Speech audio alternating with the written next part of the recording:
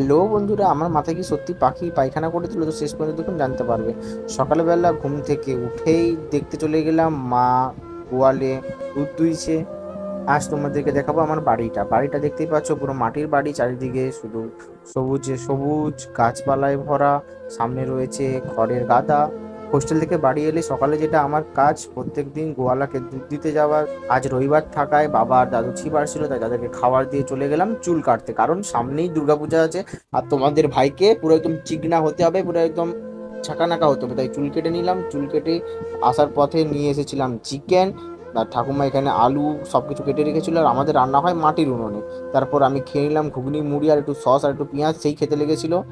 যেটার জন্য তোমরা এতক্ষণ ধরে ওয়েট করেছিলে, আসলে এটা পাখির পায়খানা নয়। মা মাথার চুলটা যাতে একটু সিল্ক আর শাইন হয়, তার জন্য মাথায় কি মাখিয়ে দিয়েছিল। তারপরে মা রান্না করছিল আর আমি ভিডিও করছিলাম দাঁড়িয়ে দাঁড়িয়ে।